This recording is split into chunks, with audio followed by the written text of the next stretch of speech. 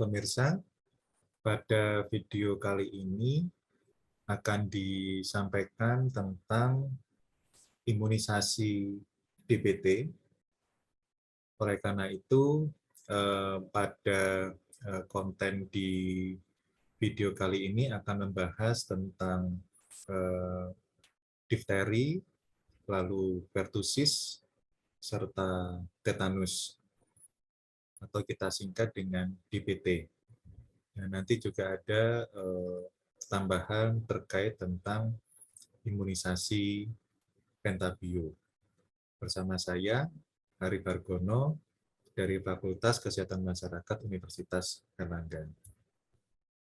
Isi materi ini meliputi penyakit dan imunisasi difteri, kemudian penyakit dan imunisasi pertusis, penyakit dan imunisasi tetanus neonatorium, serta imunisasi DBT, kemudian ada juga nanti tambahan tentang imunisasi pentabio.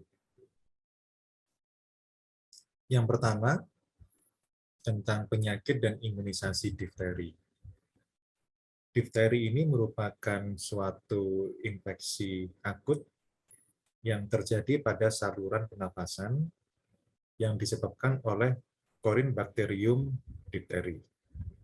Penyakit ini merupakan penyakit menular yang terjadi pada tonsil, faring, dan hidung, dan juga kadang-kadang pada selaput mukosa serta kulit. Gejala utamanya berupa nyeri telan dan adanya pseudomembran putih yang ada di rongga mulut. Selama ada bakteri di dalam tubuh, akan menjadi sumber penularan sampai 2 minggu. Dan kasus difteri ini lebih sering menyerang pada anak-anak, ya. Dan beberapa tahun yang lalu, difteri merupakan salah satu penyebab utama kematian pada anak-anak. Tetapi dengan adanya vaksin dan imunisasi, program imunisasi, kematian pada anak telah dapat dikurangi secara signifikan. Nah, difteri, cara penularannya melalui droplet dari penderita atau karier. Masa inkubasinya 2-5 hari, tapi penderita dapat menularkan penyakit ke orang lain 2-4 minggu sejak masa inkubasi. Ya, sedangkan pada masa penularan karier bisa sampai 6 bulan. Ya, jadi pada kasus karier ini, orang tidak menunjukkan gejala difteri. Salah. Pada kasus karier ini, orang tidak menunjukkan gejala difteri, tapi kalau diperiksa labnya, itu menunjukkan hasil yang positif terhadap Corynebacterium diphtheri. Dan juga bisa menyebabkan kematian. Ini terjadi karena kelumpuhan otot jantung atau adanya sumbatan pada jalan nafas. Dan difteri merupakan salah satu penyakit yang dapat dicegah dengan imunisasi. Difteri juga berpotensi menjadi kejadian luar biasa atau wabah. Ini adalah virus difteri, agent difterinya, dan ada beberapa jenis, ya. Ada gravis, ada intermedius, ada belvanti, dan ada mitis. Dan yang paling sering dijumpai pada kasus yang berat adalah jenis bakteri difteri yang gravis. Ini adalah gejala klinis dan komplikasi dari difteri. Ya, gejala klinisnya menunjukkan demam suhu yang tinggi, ya, lebih kurang 38 derajat. Ya, salah. Untuk gejala klinis, ya, pertama munculnya demam yang demam ini kata-kata, oke, salah ya. Gejala klinis muncul dengan demam suhu lebih kurang 38 derajat Celcius, kemudian terdapat saluran putih keabu-abuan, ya, yang tak mudah lepas dan mudah berdarah pada tenggorokan. Ini yang tadi kita sebut dengan pseudomembran tadi. lalu ada sakit waktu menelan, kemudian leher membengkak seperti leher sapi. Ini disebabkan karena adanya pembengkakan pada kelenjar leher. Serta sesak napas disertai bunyi mendengkur, jadi seperti bunyi mengorok begitu ya. Komplikasi dari kejadian difteri ini adalah miokarditis, lalu adanya kelumpuhan otot jantung. Cara pencegahan penularan penyakit difteri, yang pertama untuk menghentikan transmisi difteri dengan pemberian profilaksis ya, terhadap kontak dan karir. Lalu tata laksana kasus dengan pemberian anti-difteri serum atau ADS dan tata laksana karir yang adekuat. Serta menerapkan ORI atau Outbreak Response Immunization ya, pada wilayah dan kelompok usia yang tepat dengan cakupan yang tinggi dan merata. Jadi diharapkan untuk ORI ini cakupan minimalnya adalah 90%. Serta penguatan imunisasi rutin. Jadi perbaikan cakupan dan kualitas pelayanan imunisasi rutin difteri ya, bagi bayi, kemudian pada anak usia di bawah 2 tahun, serta anak usia sekolah dasar di seluruh wilayah di Indonesia, serta penggunaan masker dan PHBS. Nah, jadi ini adalah jadwal dari pemberian imunisasi difteri. Untuk program imunisasi dasar, ya, diberikan pada usia 2 bulan, 3 bulan, dan 4 bulan. Ya. Di situ bersamaan dengan pertusis dan tetanus, ya, DPT. Kemudian pada imunisasi lanjutan, ya, diberikan pada usia 18 bulan, ya. Lalu juga diberikan pada imunisasi lanjutan pada anak usia sekolah dasar, ya. Pada anak kelas 1 SD, ya, kelas 2 SD dan kelas 5 SD. Ya. Jadi total ya, imunisasi difteri dikatakan lengkap jika seseorang telah mendapatkan imunisasi dasar ketika bayi sebanyak 3 kali, ya, balita 1 kali, dan usia sekolah 3 kali. Ya, jadi total ada 7 suntikan DTP. Jadi dikatakan difterinya lengkap jika sudah mendapatkan 7 suntikan DTP. Nah, tadi itu tentang penyakit difteri dan imunisasinya. Lalu berikutnya adalah penyakit dan imunisasi pertusis. Ya. Pertusis ini nama lainnya adalah batuk rejan, ya, atau batuk 100 hari, disebabkan karena adanya bakteri Bordetella pertussis, ya, di mana bakteri ini menghasilkan toksin yang mampu melumpuhkan bulu getar saluran nafas atas, ya, sehingga menyebabkan sumbatan jalan nafas dan pneumonia. Ini juga pernah menjadi epidemi, ya. Kemudian sebelum ditemukan vaksin, menjadi penyakit tersering yang menyerang anak dan juga menjadi penyebab utama kematian. Gejala utamanya berupa penumpukan lendir, yang ini juga memberikan dampak terjadinya batuk, ya. Kemudian batuk disertai dengan muntah dan sianosis, ya, sehingga penderita menjadi lemas dan juga menyebabkan kejang. Risiko terbesar pada bayi dan anak prasekolah, dan ini juga menyebabkan komplikasi, ada komplikasi ringan, ada otitis media, anoreksia dan dehidrasi, kemudian komplikasi yang berikutnya ada epistaksis, hernia, perdarahan konjungtiva. Lalu juga ada komplikasi berat, ini pneumonia, kejang, dan ensefalopati.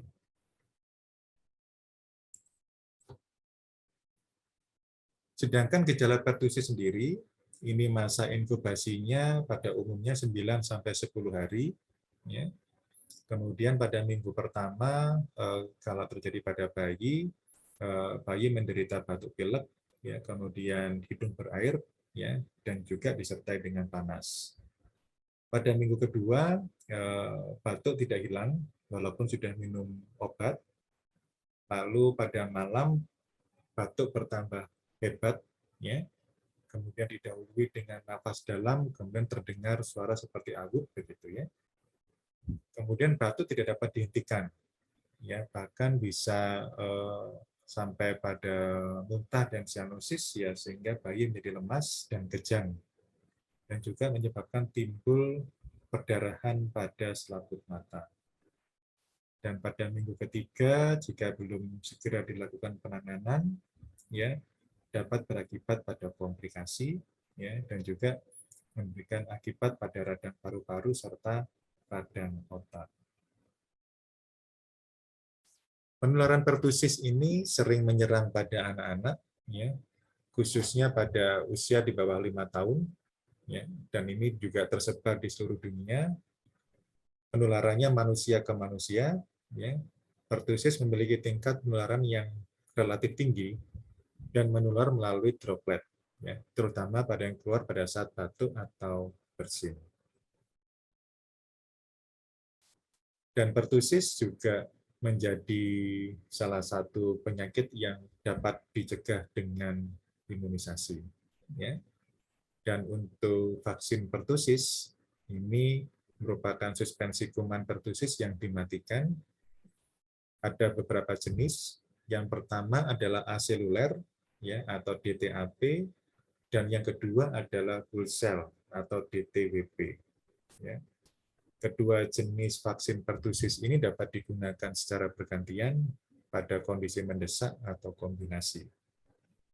Ya, dan di antara dua jenis vaksin pertusis ini semua ada kelebihan dan ada kekurangannya.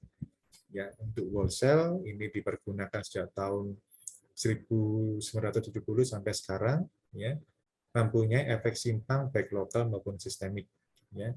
Sementara untuk yang aseluler, ya, atau DTaP memiliki imunogenisitas yang sama dengan Bullsel dan KIPI-nya lebih rendah daripada Bullsel.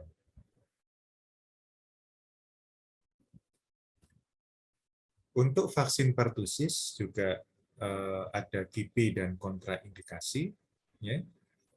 Untuk KIPI timbul kemerahan, bengkak, kemudian nyeri pada lokasi penyuntikan, lalu juga ada demam, ya, kejadiannya kecil sekali, lalu juga kejang, ini juga relatif kecil kejadiannya. Ya, lalu juga ada ensefalopati akut atau anafilaksis. Ini juga sangat jarang terjadi. Ya. Sedangkan untuk kontraindikasi vaksin pertusis, ya,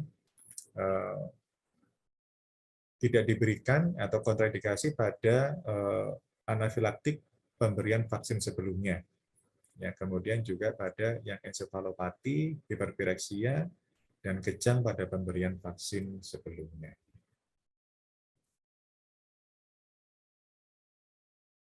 Nah, berikutnya adalah penyakit dan imunisasi tetanus neonatorum. Ya, untuk penyakit tetanus ini merupakan penyakit yang akut, ya, kemudian disebabkan karena Clostridium tetani, ya.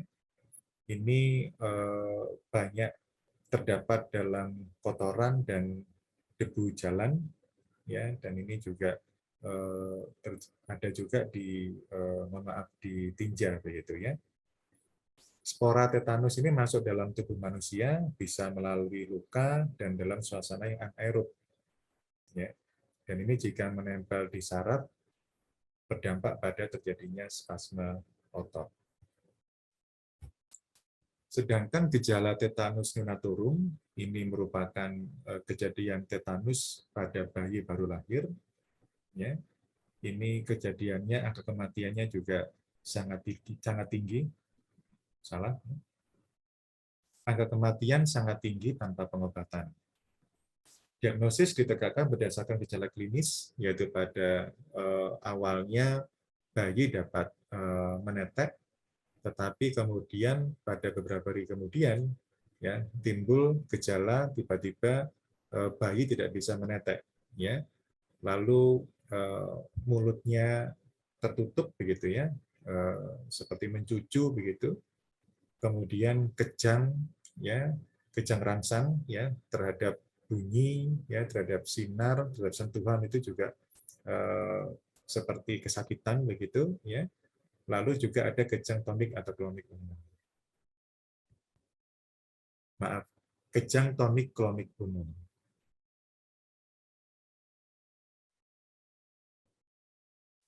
Nah, untuk epidemiologi tetanus neonatorium, ya, secara etiologi tadi sudah kita sampaikan, ya, disebabkan karena Clostridium tetani, ya, dan ini sifatnya adalah anaerob, ya, berbentuk spora, tersebar di tanah, bisa juga di feses binatang, dan kadang-kadang feses manusia. Ya, kode entry-nya masuknya bisa lewat tali pusat bayi, masa inkubasi 3-21 hari, ya, rata-rata 6 hari, dan kematiannya cukup tinggi, ya, 95% jika tidak diterapi. Ya. Faktor risikonya ini untuk penyakit tetanus neonatorium ini terjadi jika persalinan tidak steril, ya. Jadi tidak 3B, ya, tidak steril pada bersih atau bersih alat, ya, bersih tempat dan bersih tangan. Kemudian juga perawatan tali pusat yang tidak bersih, serta ibu bayi yang tidak mempunyai kekebalan yang memadai. Ini yang jadi faktor risiko dari kejadian tetanus neonatorium. Untuk imunisasi tetanus, ya, merupakan pemberian toksid tetanus yang diberikan secara berseri, ya, untuk menimbulkan dan mempertahankan imunitas. Diberikan pada ibu, ya, TT2 atau TT3, ya, ini untuk menyebabkan atau menghasilkan proteksi yang baik terhadap bayi yang dilahirkan. Bisa dalam bentuk tunggal, ya, atau juga bisa dalam bentuk kombinasi dengan toksoid, difteri, dan pertusis. Jadi bisa vaksinnya pemberiannya bisa tunggal hanya TT saja, tapi juga bisa dikombinasikan dengan toksoid, difteri, dan pertusis. Bisa DT, ya, DTWP atau DTAP, dan juga bisa kombinasi dengan hepatitis B. Untuk vaksin DT, ya, diberikan pada anak usia di atas 5 tahun.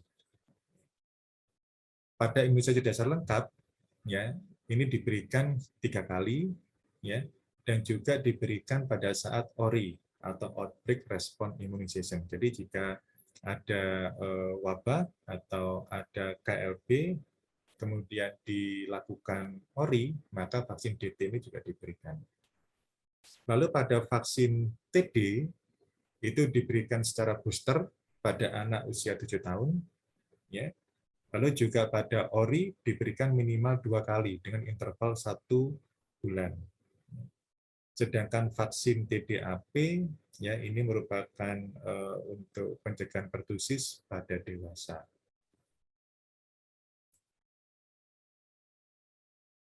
Nah, untuk kombinasi DPT, ya, dari difteri, pertusis, dan tetanus, ya, itu juga masuk di dalam program imunisasi dasar lengkap, ya, pada anak usia 1 tahun.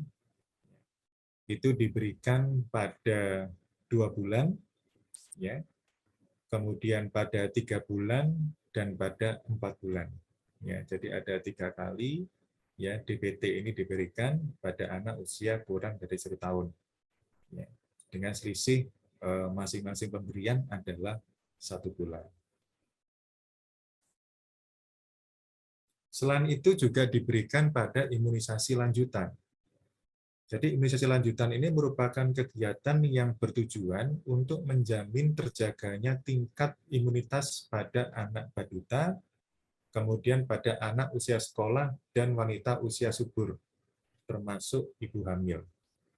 Ya, jadi untuk DPT pada imunisasi lanjutan ini diberikan pada usia 18 bulan.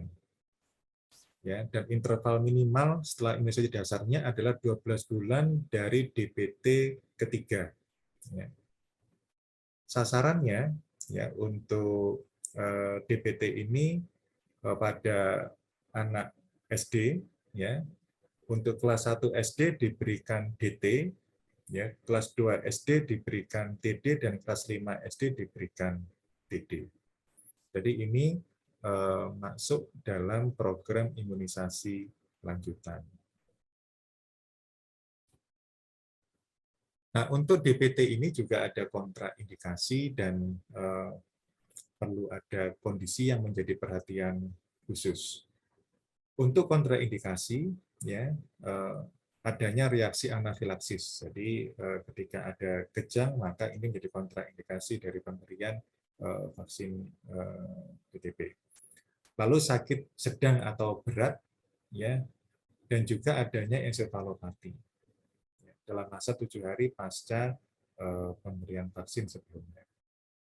Dan yang perhatian khusus, yang menjadi perhatian khusus adalah jika pada kondisi demam, ya, lebih dari 40 derajat, lalu adanya kolaps, ya, kemudian kejang dalam 3 hari pasca pemberian vaksin, kemudian ada inconsolable crying, ya, serta adanya sindrom Guillain-Barré dalam 6 minggu pasca vaksin. Sementara yang bukan menjadi kontraindikasi jika ada reaksi lokal yang ringan atau sedang, ya, kemudian demam ringan atau sedang, atau sakit akut ringan, kemudian dalam pengobatan antibiotik, kemudian alergi penisilin, kemudian mungkin ada ibu atau penghuni rumah lain yang sedang hamil, atau penghuni lain rumah yang tidak diimunisasi, lalu demam di bawah 40 derajat Celcius, riwayat kejang dalam keluarga, ya, lalu juga riwayat TB dalam keluarga. Ya, ini merupakan yang bukan merupakan kontraindikasi. Namun demikian tetap perlu dilakukan pengawasan dan pemantauan. Ya. Nah, jika terjadi KIPI, ya, tindakan yang bisa dilakukan pertama diolah secara klinik, ya, dilakukan secara segera dan bisa dirujuk, ya, dan juga bisa dilakukan secara epidemiologi dengan melakukan penyelidikan epidemiologi dan analisis klaster serta dicari hubungan penyebab atau faktor risikonya. Nah, saat ini, ya, untuk program imunisasi rutin, ya, ada gabungan antara 5 jenis vaksin, gitu ya, yang juga melakukan pencegahan terhadap penyakit yang semakin banyak, ya. Jadi Pentabio gabungan dari 5 vaksin, ya. Yang pertama pencegahan terhadap penyebab penyakit difteri, ya, Corynebacterium diphtheri, kemudian pencegahan untuk penyebab penyakit tetanus, ya, Clostridium tetani, lalu penyakit batuk pertusis, Bordetella pertusis, ya, DBT, ditambah dengan pencegahan untuk penyebab penyakit hepatitis, ya, virus hepatitis B, dan juga untuk pneumonia serta meningitis. Ya, jadi ada 5 fungsi yang dijadikan satu, yang kita sebut dengan pemberian Pentabio atau vaksin Pentabio. Dan dari hasil penelitian, ya, untuk penambahan tadi vaksin untuk HIV ini efektif untuk mencegah terjadinya meningitis. Keunggulan Pentabio, ya, ini 5 in 1, ya, jadi 5 jenis vaksin yang diberikan dalam satu sediaan liquid, ya, jadi hemat biaya juga dan menurunkan angka dropout. Jadi kalau diberikan satu persatu dengan jangka waktu yang relatif lama itu akan berpotensi menjadi dropout, ya. Tapi dengan sekali pemberian ini diharapkan dapat menurunkan angka dropout. Ya, dan ini sudah diproduksi dalam negeri, ya, serta efek imunogenitasnya ini sudah optimal dan sudah teruji. Untuk pemberian imunisasi pentabio, ya, tidak boleh digunakan pada bayi yang baru lahir. Ya. Di negara yang pertusis menjadi bahaya tertentu pada bayi, vaksin harus dimulai secepat mungkin dengan dosis pertama pada usia 6 minggu dan 2 dosis berikutnya diberikan dengan jarak waktu 4 minggu. Vaksin ini aman, ya, dan bisa efektif diberikan bersamaan dengan vaksin BCG, campak, polio, yellow fever, dan suplemen vitamin A. Jika vaksin ini diberikan bersama dengan vaksin lain, ya, harus disuntikkan pada lokasi yang berlainan. Ya. Dan untuk vaksinnya ini tidak boleh dicampur dengan vaksin lain dalam satu vial atau siring. Ya. Efek simpangnya, ya, untuk jenis dan angka kejadian reaksi simpang, ya, secara umum tidak berbeda secara bermakna dengan vaksin DTP atau juga dengan hepatitis B dan HIV yang diberikan secara terpisah. Ya. Untuk DTP, efek simpangnya ada reaksi lokal, ya, dan sistemik, ya, tapi ringan. Ya. Kemudian untuk beberapa reaksi lokal seperti bengkak, nyeri dan kemerahan pada lokasi suntikan, disertai demam dapat timbul dalam sejumlah besar kasus, gitu ya. Jadi cukup sering, tapi ini reaksinya relatif ringan. Ya. Lalu juga ada kadang-kadang reaksi berat, ya, seperti demam tinggi, iritabilitas, ya, kemudian juga bayi menangis dengan nada tinggi dan 24 jam setelah pemberian vaksin. Untuk kontraindikasi, ya, kontraindikasi dosis pertama DTP, ya, pada kejang atau gejala kelainan otak pada bayi baru lahir atau kelainan saraf serius lainnya. Sedangkan kontraindikasi absolut dosis berikutnya yaitu hipersensitif terhadap komponen vaksin atau reaksi berat terhadap dosis vaksin kombinasi sebelumnya atau bentuk-bentuk reaksi sejenis lainnya. Nah, untuk jadwal pemberiannya, ya, untuk pentabio ini diberikan pada usia 2, kemudian 3 dan 4 bulan, ya. Sedangkan untuk yang booster, ya, pada usia 1,5 tahun atau 18 bulan, atau diberikan intervalnya, ya, 12 bulan dari pentabio yang ketiga. Demikian paparan terkait tentang vaksin DPT dan pentabio. Terima kasih atas perhatiannya.